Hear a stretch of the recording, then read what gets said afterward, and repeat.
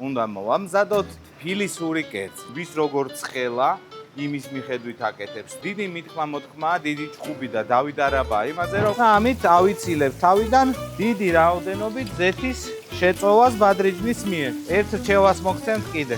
დიასახლისები სულ ხან იმაზე, რომ სემოქს ცოტა პომიდორი. კარგ არომატს აძლევს ხოლმე კერძს. უნდა გააგემრიელოს კერძი. მე გეტყვით, რომ კარტოფილი არ ჭირდება, იმიტომ რომ და ყველაზე მთავარი რაც არის, სამზარეულოს არ დასვრის. ბადრიჯანი უკვე აიღებს იმ წიმს, ჩემი აზრით სურნელი არის დიდებული. იქ იყო ჩემი განცხადება. შემდეგი რეცეპტის დროც დადგა და რაჭიდან ჩამოვიტანეთ ჩვენი დევების ტაფა, გადავწყვიტეთ, რომ ამ ტაფაზე მოგვემზადებინა შემდეგი კერძი. შემდეგ კერძს ვერ მოვამზადებ, თუ ენერგიით არ აღვივსები. და ენერგიის მომატება, ტონუსში ყოფნა, ჩემთვის ყოველთვის ასოცირდება ერთ პროდუქტთან. და დღეს ძალიან საინტერესო ესეთი კოლაბორაცია მოხდა, ანუ კოლაბი მოხდა ვოლტი და იპა. მოდი აქ ჩავდებ აი ამას ესე. ხო მოუხდა? იპა აქ მაქვს, ჭიქა აქ მაქვს, ბოთლი აქ მაქვს. გავხსენით. ალბათ ეხლა შეკითხვა გაგიჩნდებოდათ ამ ხელა ტაფა რო ათრიეო, რაჭიდანო, ვისთვის ათრიე, რა უნდა მოვამზადო და გეტყვით, უნდა მოვამზადოთ თბილისური კერძი. და რატომ თბილისური, ამას ვიდეოს უწრელობის დროს ძალიან დეტალურად აგიხსნით, მაგრამ ზაფხულთან ჩემთვის ყოველ შემთხვევაში ასოცირდება და ეს არის აჯაფ სანდანი. ანუ აჯაფ სანდანი.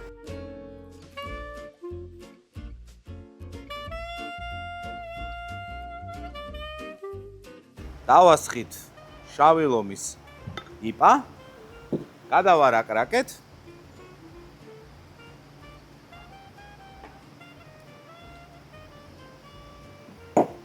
და შეუდექით საქმეს. რა თქმა უნდა ჩამოთვალოთ ის პროდუქტი, რაც გვჭირდება დღევანდელი რეცეპტის მოსამზადებლად.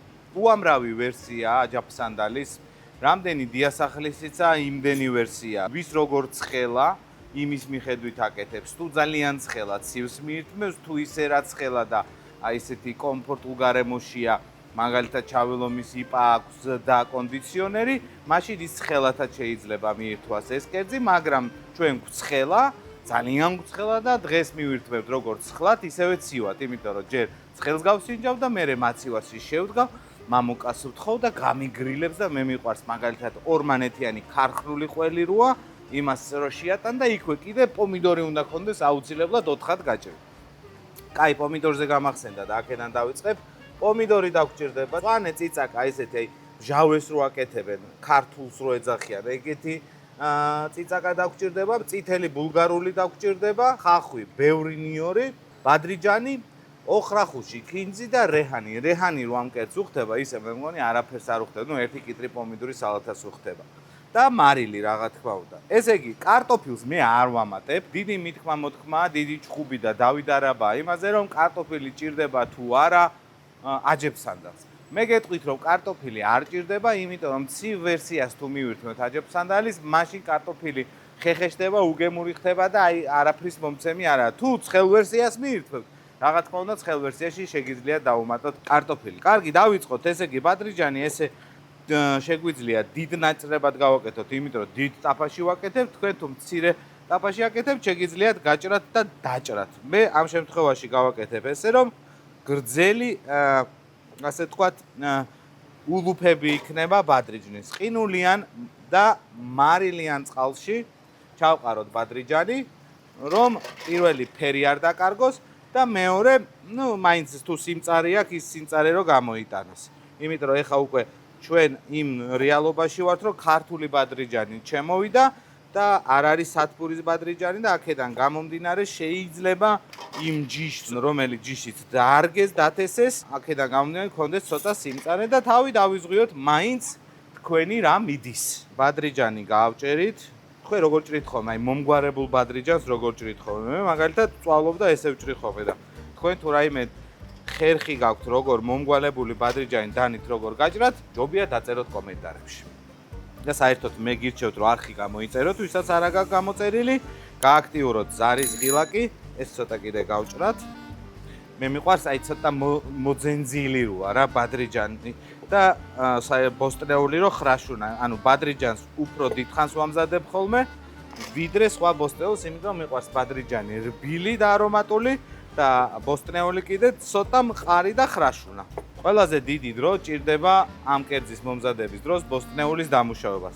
სხვა დანარჩენი ძალიან მარტივად და სწრაფად მზადდება. შეგიძლიათ წინასწარ თავი დაიზღვიოთ და ბოსტნეული წინასწარ დაჭრათ, ესეც არ არის პრობლემა. თავარია გული გულობდეს და როგორც იტყვიან, ქადა ორი ხელითაც შეიძლება რომ მიირთვა.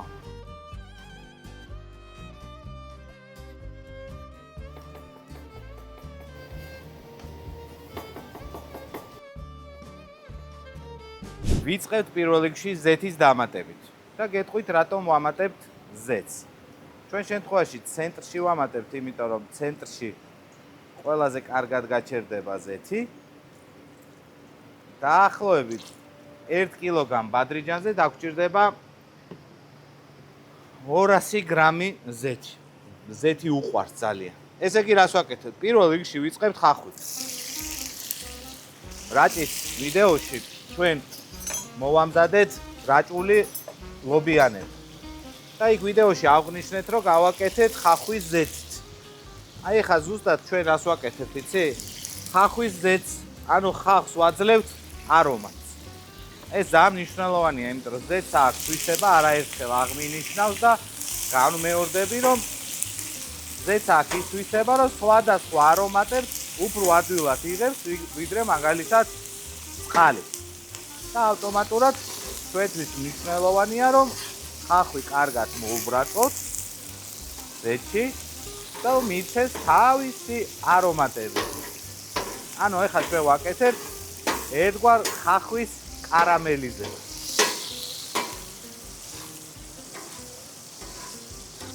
აქვე უნდა მივცეთ ცოტა მარილი, რომ მოგეხსენებათ მარილის დამატების დროს ხახვი გამოყოფს დამატებით კიდე სითხეს და ზეთს მიცემს იმ სითხეს ზუსტად.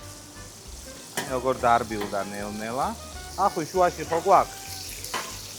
არ გავშალოთ კარგად, რომ ჩაიშუშოთ და მერე გავშალოთ, რომ მოუბრაწოთ.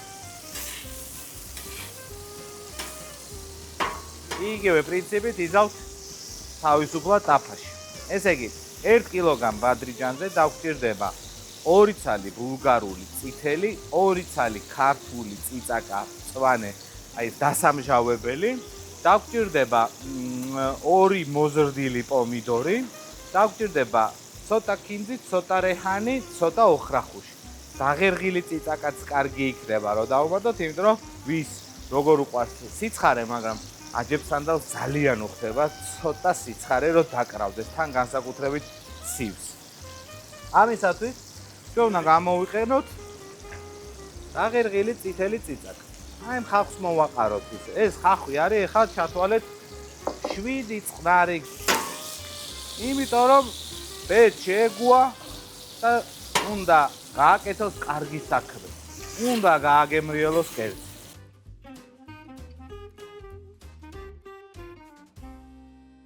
დავიწყოთ ბადრიჯნის მობრაწვა.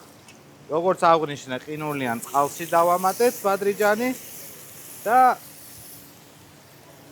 იმ ზედმეტის სიმწარე თუ ექნება, აუცილებლად გასცემს ამ სიმწარეს. დიასახლისები სულ წუხან იმაზე, რომ ძალიან ბევრი ზეთი მიდისო ემაზეო, ბადრიჯნის წვის დროსო. მართალი ხართ, აქედან გამომდინარე, ბადრიჯანი ჯერ ვეცადოთ, რომ ნაკლებ ცხიმში შევწვათ და მერე მსვლელობის დროს დავუმატოთ, თუ საჭირო იქნება ცხიმი.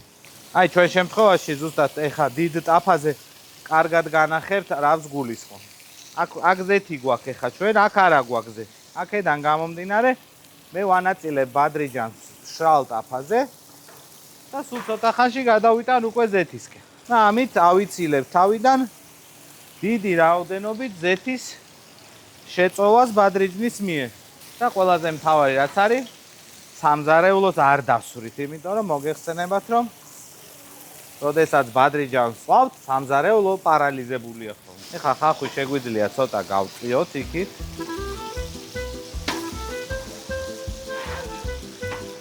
ნახე როგორ გაოქროსფერდა ხახვი. და ნელ-ნელა დავიწყოთ ბადრიჯნის შემოწევა.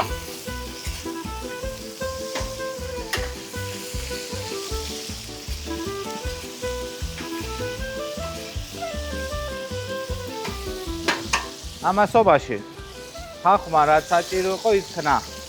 წარმოვიღოთ ესე ჯამში. და უხეშად ცოტა ხახვი უნდა დავტოვოთ. ძალიან ცოტა, მაგრამ დავტოვოთ, იმიტომ რომ აი ეს დამწვარი ხახვი კიდე დამატებით საინტერესო არომატს მიცემს ბადრიჯას. აი რას გეუნებოდით, ნახე. აი ეს არის დაბრაწული უკვე და ცხიმი საერთოდ არ აქვს შეწოვილი აქედან გამომდინარე. ეხა ბადრიჯანი უკვე აიღებს იმ ცხიმს არა ხარბად, არამედ რაც საჭიროა მისთვის. სახლის პირობებში მოგიწევთ ეს ყველაფერი მაღალ ცეცხლზე აკეთოთ და არ დაინანოთ ტემპერატურა, ასე ვთქვათ.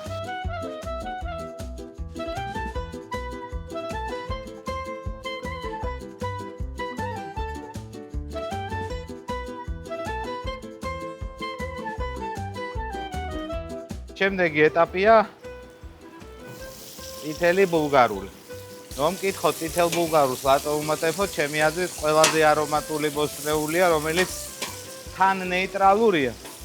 ანუ ძალიან კარგად ეგუება სხვა გემოებს და თან კიდე დამახასიათებელი გემო აქვს და ისეთი რა, არა აგრესიული, კარგ არომატს აძლევს ხოლმე კეცს. ესე ბადრიჯანი კუთხეებში მივალაგეთ, რომ ის ზეთი რაც აიღო, ისიც კი დაწრიტოს. ეხა ვიზუალურად შეიძლება ვერ ხედავთ თქვენ, მაგრამ აი როდესაც თქვენ დაიწყებთ მომზადებას, ძალიან კარგად მიხვდებით თუ რაზეა საუბარი. აი აქ სულ ესეთი მდინარეებია ზეთის. ჩვენი მთავარი ამოცანა არის აი ეს ზეთი რაც არის. იმ ზეთს მივანიჭოთ გემო. ეს არის ამომავალი წერტილი. თუ კერძს არ შეუქმენით არომატული ბაზა, რაზეც ვაშენებთ მერე სხვა გემოებს, ვამატებთ სხვადასხვა ინგრედიენტებს, მაგრამ არომატული ბაზა არცად არ მიდის. არომატული ბაზის ერთ-ერთი ყველაზე მნიშვნელოვანი მოტივატორი არის სითხე. ეს იქნება ცხიმის სახით თუ ეს იქნება წყლის სახით. ეგ იყო ჩემი განცხადება.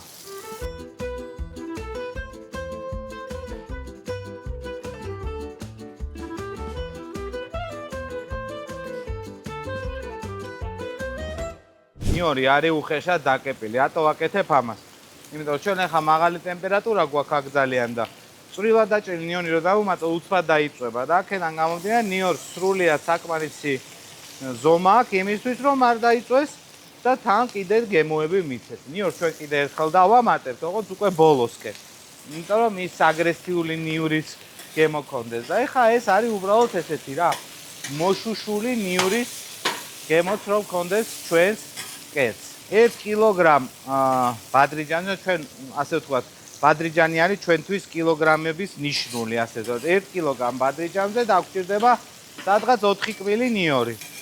3 კბილი უნდა დავუმატოთ მზადების დროს, 1 კბილი უნდა დავუმატოთ ბოლოსკენ. ხო, ერთ რჩევას მოგცემთ კიდე.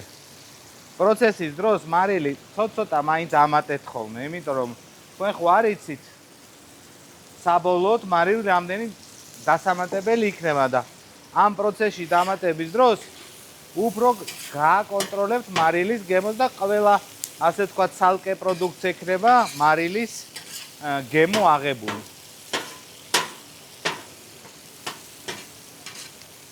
ამას ეხლა ცოტა ხანი ვაცადოთ, მიიბრაწოს და მანამდე მივხედოთ პომიდორის დაჭრას.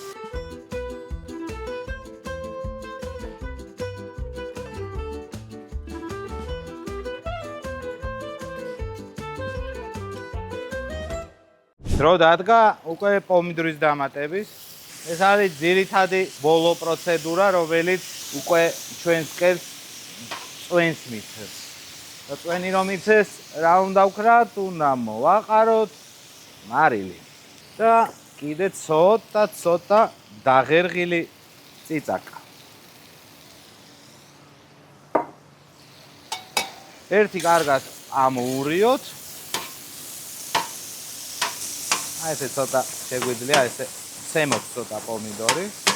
ადვილად მოხდეს წვენი.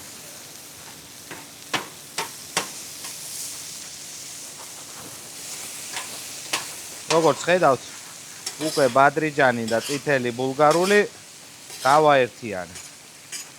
ეხლა მნიშვნელოვანია, რომ პომიდორიც მოვიდეს. მე აქ დავუმატებთ კიდე უკვე თავიდან. აქ გავაკეთოთ უკვე ერთგვარი გორა, რომელშიდაც დავამატებთ უკვე ჩვენ ხავხს. ახლა ხავხ კიდე თავისი ცხიმი აქვს. იმ ცხიმით კიდე ჩავა პომიდორამდე.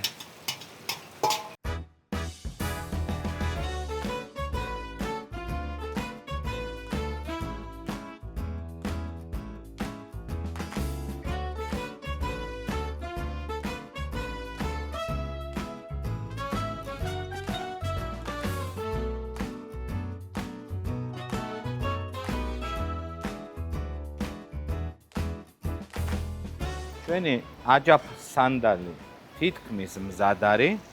მხოლოდ და მხოლოდ ერთი პატარა კორექტირება ჭირდება. და კორექტირება ქვია ბევრი მწვანილი. აი უბევრესი მწვანილი, ქინძი, ოხრახუში და ზაფხულთან ასოცირებული ყველაზე მეტად რეჰანი. ნახეთ. ძალიან მნიშვნელოვანია. ეს არის ჩათვალეთ ერთი საქმე გავაკეთეთ. ერთი კარგად ესე ამოურიოთ, რომ მწვანილი ყველგან მოხდეს, ანუ ყველა ბოსტნეულს მოხდეს. და ამის შემდეგ თერმული დამუშავება უნდა დავასრულოთ. იმიტომ რომ მწვანილი ამ შემთხვევაში ცოცხლად უნდა იყოს, არ უნდა მოიხარშოს. მაგრამ უნდა გათბეს. ზეცაც უნდა მიცეს გემო. ეტყოდით, რომ ჯამში რატო არ ჩააგდეო და მწვანილი ზემოდან რატო არ დააყარეო. ესე არ იზავდა. ეს სხვა იქნებოდა, ეს სხვა არის. ჩემი აზრით სურნელი არის დიდებული. დანარჩენს ალბათ უკვე გემოზე გეტყვით. და თუ არ მომეწონა, იმასაც გეტყვით, რომ არ დაგიმალავ და გეტყვით, რომ ისე რა მომეწონა. კარგია. რა მონაკვეთით დავიწყოთ მირთმევა? შუიდან. ესე იგი მოვახვედროთ ბადრიჯანი, მოვახვედროთ ბულგარული, მოვამზადოთ შავილომის პიპა. დიდი მადლობა შავლომს, დიდი მადლობა ვოლტს, რომელმაც შავილომი მოგვიტანა და დიდი მადლობა თქვენ, იმიტომ რომ გამოიწერეთ ჩვენი არხი, უყურეთ ამ ვიდეოს და მე კიდე გავსიჯავ, ცოტა ცხელია და დროს ვჭიმავდი, რომ ცოტა გაგრილებულიყო.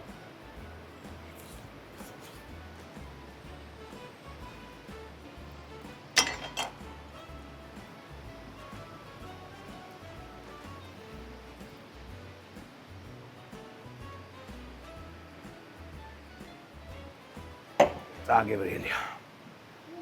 აი, შემდეგ ვიდეომდე დაგემშვიდობებთ.